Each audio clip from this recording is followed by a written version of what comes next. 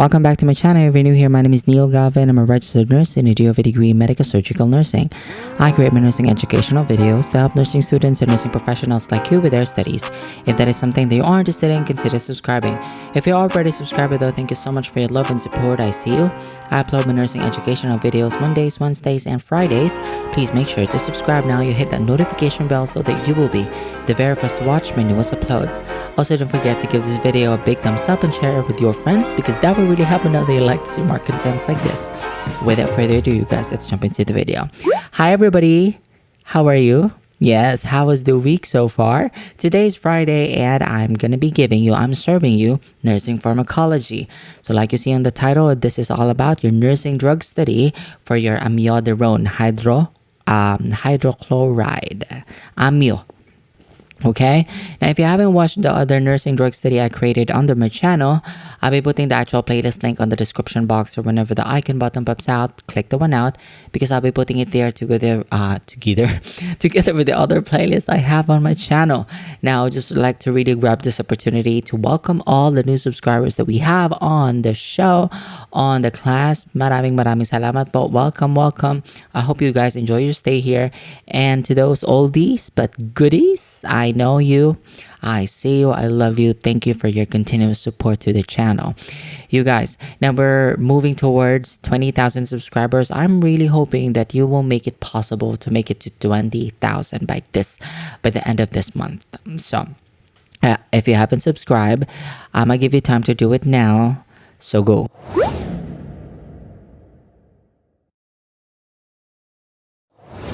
Oh, diba? That's so easy and that's so quick. Thank you so much for all the love and support. Now, this is going to be your ultimate study guide whenever you are trying to remember or when you're preparing or about to give amioderone hydrochloride to your patients, which is your antiarrhythmic adrenergic blocker. All right, so let me share to you the objectives for today's discussion. So, today, we're going to have classification, generic and brand name, route and dose of administration, mechanism of action, indications, contraindications, adverse effects. This will not be a nursing drug study if we're not going to touch down nursing responsibilities. This is going to be juicy and really full of fun. I hope you guys stay tuned, okay? All right, so let's begin. Classification, generic and brand name, and route and dose of administration. Eto na po tayo.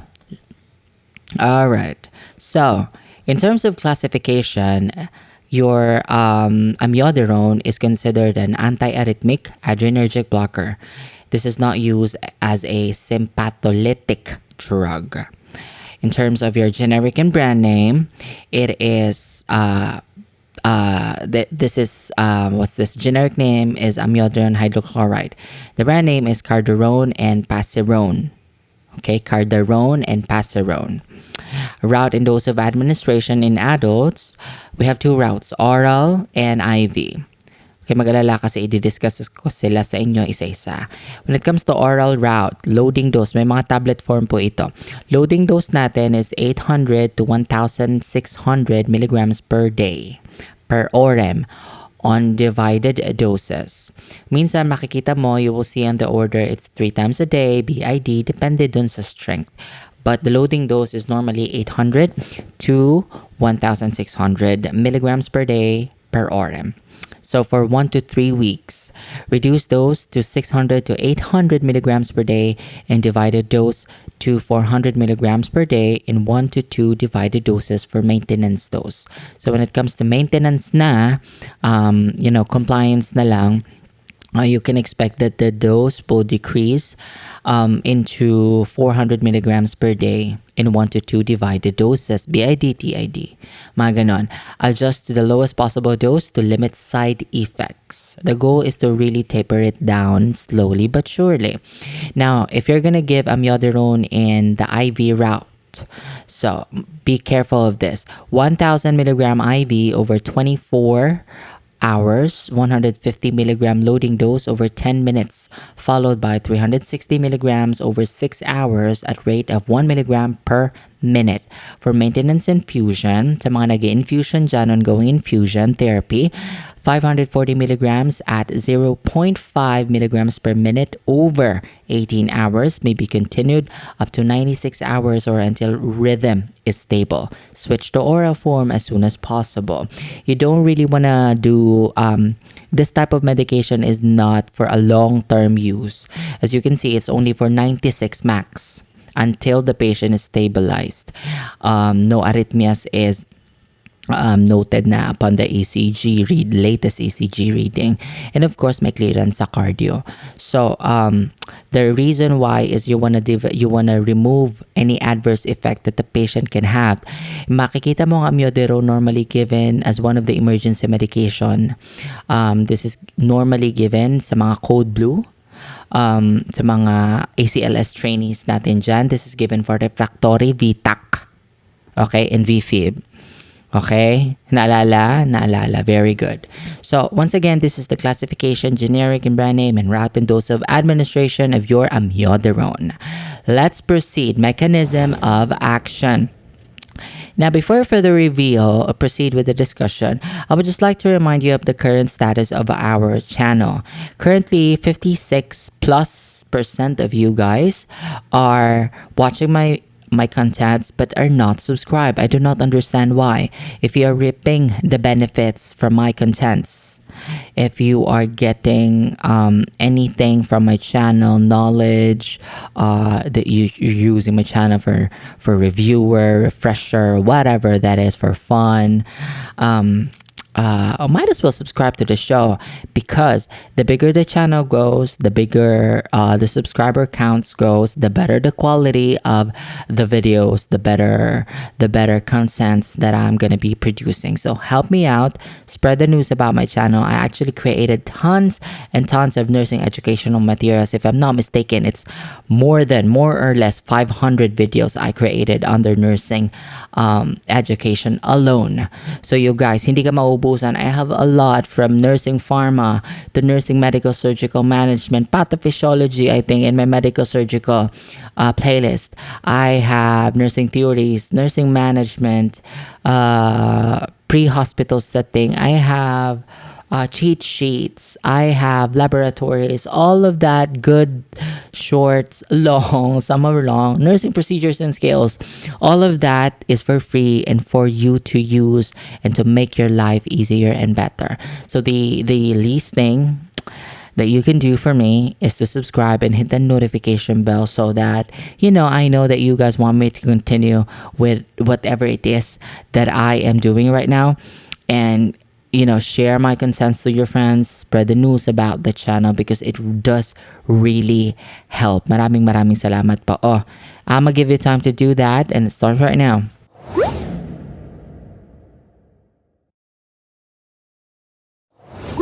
Thank you so much. Now, if you haven't watched actually the video I created last Monday and Wednesday, I created like blood culture taking. That's under your nursing procedures and skills and nursing test banking. Oh God, you watch it because it's a hell of a lot of fun. I had fun doing it. Okay, so let's proceed. Mechanism of action. How does this medication works? Listen to this. Very simple. Type 3 antiarrhythmic medication. This is what it is. Acts directly on cardiac cell membrane, prolongs repolarization and refractory period. What did I tell you? Refractory period, meaning stubborn VTAC, stubborn VFib. Okay, all right. Okay, increases ventricular fibrillation threshold, acts on peripheral smooth muscle to decrease peripheral resistance. Period. Next, indications. What is the indications? Which are the patients, or to whom will you give these types or this type of medication? Well, amioderone is indicated for the following. Listen up. Only for treatment of the following documented life-threatening recurrent ventricular arrhythmias that do not respond to other antiarrhythmics or when alternative agents are not tolerated. Epi, kapag nakakadalawang dose ka na, nasa ACLS to, nakakadalawang dose ka na ng epi tapos VFib pa rin, you can give amioderone your first dose. Okay.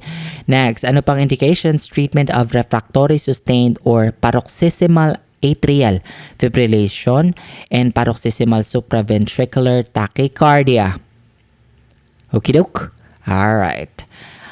Now, let's proceed with the contraindications. We're done with the indications. We're now moving towards contraindications. Kanino mo naman siya hindi ibibigay? To which patient you are not going to give amiodarone? Or if the doctor orders amiodarone to this patient, you will question that order. That's what it is. That's why you need to study the contraindication.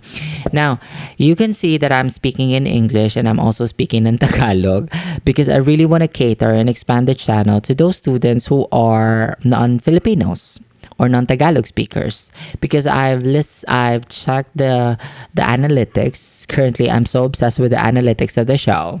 I want to know who's the people that is watching my videos.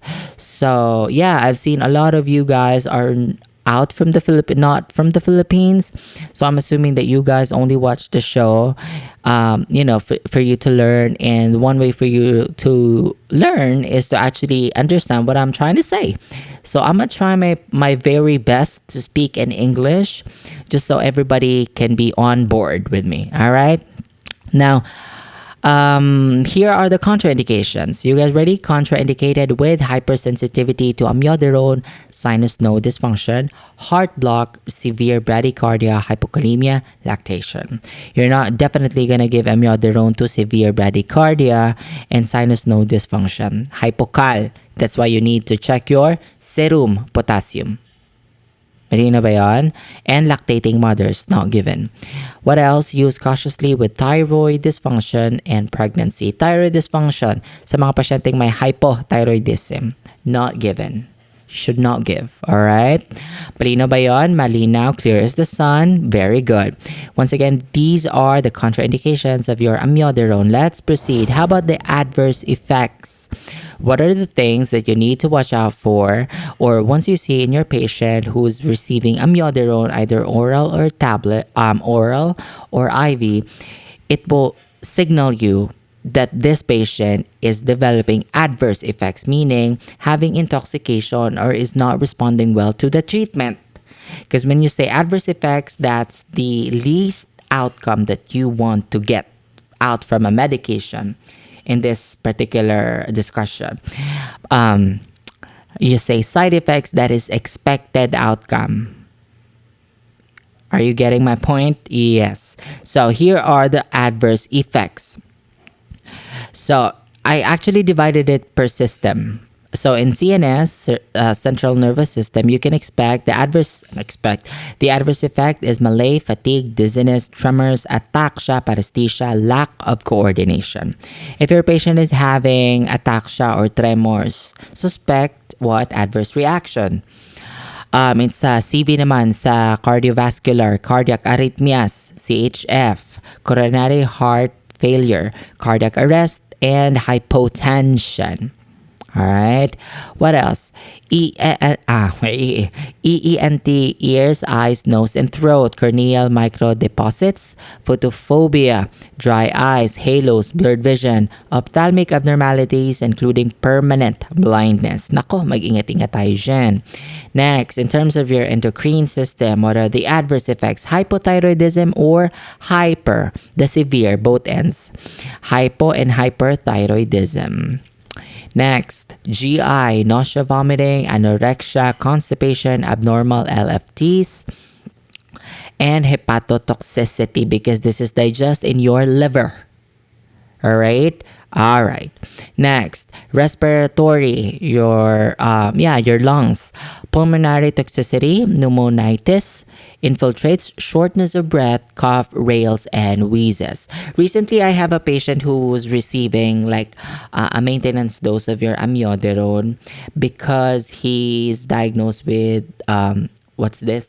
He have this AFib, refractory AFib, and I receive him from the night shift, so they give a stat dose of amiodarone. When I receive him, the patient is already on maintenance dose of amiodarone. I saw this shortness of breath in him, and I immediately reported it to the doctor. And we ruled out that's not really the adverse effects from the amiodarone. It's more of like because of the current diagnosis of my patients, which is severe pulmonary hypertension.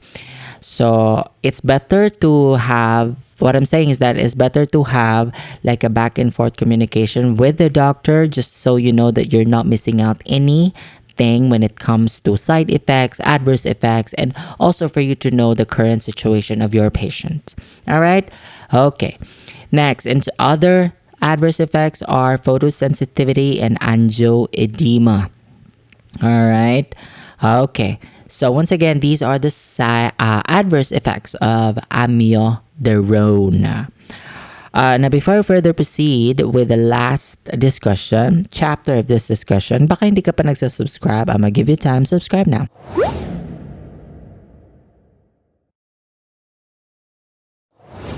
Thank you so much for doing that, and let me give you the last part of the discussion, which is your nursing responsibilities. In this particular topic, in this section, I divided it into two: nursing assessment and nursing intervention. Okay? So, let's start with your nursing assessment. What are the things that will be part of your nursing assessment? Subjective and objective findings. This could include in your assessment, okay? So one is history taking. Hypersensitivity to amiodarone, you need to rule out any allergies, sinus node dysfunction, heart block, severe bradycardia, hypokalemia. That means you need to look at your serum potassium, lactation. Kung babae, kung female ang pasyente mo, you might look if this patient is a lactating mother. Thyroid dysfunction, meaning the doctor might order T3, T4, those kind of stuff. Serum, T3, T4. And then pregnancy. If the patient is female, the doctor will run what? Pregnancy test to rule out pregnancy. All right. Next, physical. What are the things that you need to note will be part of your assessment physically? Skin color, lesions, reflexes, gait, kung nakakalakad, eye examination, pulse rate, BP, auscultation, continuous ECG monitoring. Normally, mga pasyenteng nasa ICU nakatouch sa cardiac monitor. Look at it. Alright, now, heart rate, advantageous sounds. That's why there's always a stethoscope with you. Use it. Use and hear for any advantageous breath sounds. Baseline chest x-ray. Normally, the doctor will order x-ray daily. Liver evaluation, because you want to check out if the patient is developing any hepatotoxicity. Remember, what did I tell you? This medication is being digested eliminated, through your liver. So LFTs, you can expect serum, electrolytes, T4 and T3 for your thyroid function, right? Because you want to avoid adverse effect, which is your hypo and hyperthyroidism. Malinaw ba yun? Nagme-make sense ba? Part ng assessment mo, yung adverse effects mo, hinihit natin kada mark. Malinaw ba tayo sa assessment? Are we clear on this? Very good. Let's proceed to nursing intervention. Exciting, right? Very easy and quick. So warning. Severe use for life-threatening arrhythmias, serious toxicity including arrhythmias, pulmonary toxicity can occur. Warning po yan. Next, monitor cardiac rhythm continuously. Hence, the doctor is ordering ECG, Q6, Q4, Q8, or in our cases, patients who are admitted in ICU are required to be attached in a cardiac monitor. Required po yun. Next, monitor for an extended period when dosage adjustments are made. Okay? Remember, we want to taper it down. Warning, monitor for safe and effective serum levels, 0.5 to 2.5 micrograms per ml. Alright? So this is the normal value. Next, warning, another warning, doses of digoxin, quinidine, procanamide, phenytoin, mga sedative, and warfarin anticoagulant may need to be reduced 1/3 to 1/2 when amiodarone is started. You don't want to have drug-to-drug interaction. Okay. Next, give the drug with meals to decrease GI problems with meals. This is very, what's this? This is very GI irritating. Okay, so you want to make sure that the patient eat first, took his breakfast. If it's BID or every 12 hours or TID, it should not be given in an empty stomach. No. Magtatai yan. Tapos papalit ng diaper. Gusto mo yun? Oh, ito na yun. Next, arrange for ophthalmologic examinations, reevaluated any signs of optic neuropathy. Okay? You might have a referral kapag inpatient, you might have a referral for your patient to be seen by opta. So, by an eye doctor to check for any optic neuropathy. Remember the adverse effects sa ENT? Yes. Arrange for periodic chest x-ray to evaluate pulmonary status every 3 to 6 months. Kapag ito sa mga outpatient case. Pero sa amin, sa facility namin, daily x-ray. Arrange for regular periodic blood tests for liver enzymes, thyroid hormone levels.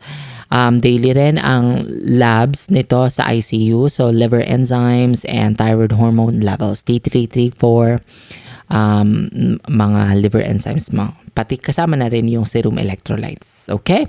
So, that's it. Thank you so much, you guys, for watching. Please like, share, and subscribe to my channel for more nursing educational videos. Let me know if you have other nursing topics you want us to do. You comment it down below. Abangan mo nga yung upload natin next week because this is going to be a lot of fun and another sets of learning and online classroom discussion. Maraming salamat po for all your love and support. You guys are amazing. I hope you like this one. Tulungan nyo na nga ako. Ipamalitan nyo na sa Radyong Sira. Ang pinakabago, pinaka-fresh at pinakalibreng nursing review center sa balat ng YouTube. And I'll see you again next week for another discussion. You have a great weekend. Bye!